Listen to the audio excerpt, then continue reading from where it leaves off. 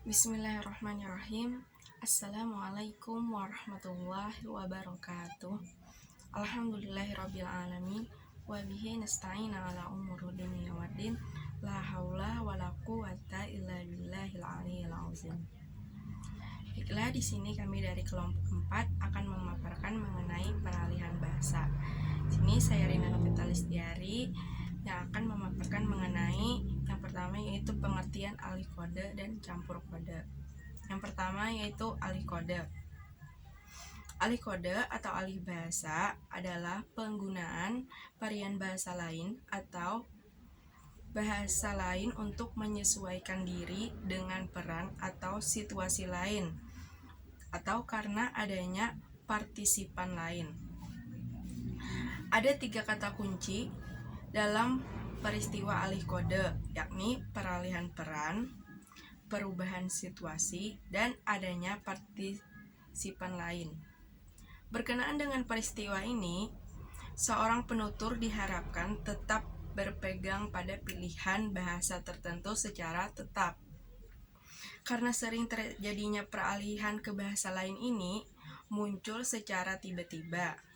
Penutur bahasa pada saat tertentu menyelipkan kata-kata, kalimat, atau wacana bahasa daerah atau pada waktu bertutur dengan ragam bahasa formal tiba-tiba diselipkan ke dalam bahasa informal. Pengalihan penggunaan bahasa yang satu ke dalam bahasa lainnya ditentukan oleh peralihan peran, situasi yang berlainan, dan hadirnya penutur lainnya. Penggunaan satu atau lebih bahasa dalam peristiwa komunikasi sebagai akibat pergantian peran. Misalnya, pada saat penutur satu menggunakan bahasa Indonesia, tiba-tiba peran yang dihadapinya berubah menjadi informal. Maka bahasa daerah atau ragam santailah yang digunakan dalam peristiwa komunikasi. Alih kode ini dapat bersifat permanen atau sementara. Alih kode yang sifatnya permanen ditandai oleh ketetapan seseorang penutur di dalam menggunakan satu bahasa terhadap lawan bicaranya. Peristiwa semacam ini tidak mudah terjadi karena pergantian ini biasanya mencerminkan pergantian sifat hubungan antara pembicara dengan lawan bicara. Biasanya pergantian kode semacam ini hanya terjadi bila ada perubahan radikal dalam kedudukan status sosial dan hubungan pribadi antara pembicara dengan penutur. Alih kode tidak terbatas pada leksikon saja, tetapi sampai ke tataran kalimat atau pada unit-unit sintaksis.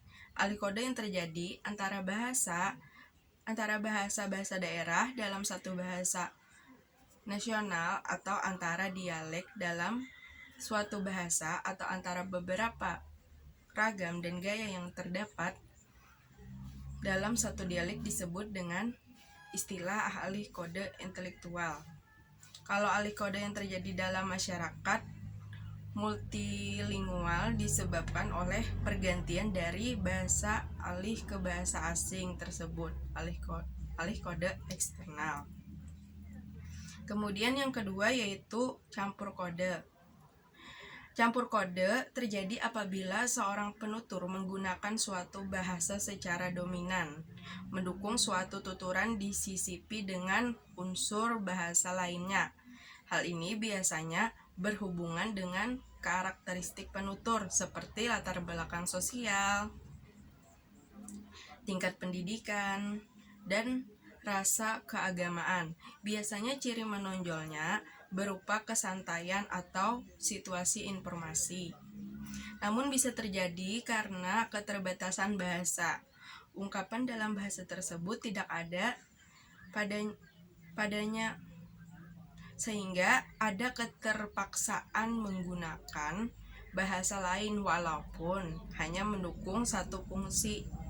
Campur kode termasuk juga konvergensi kebahasaan.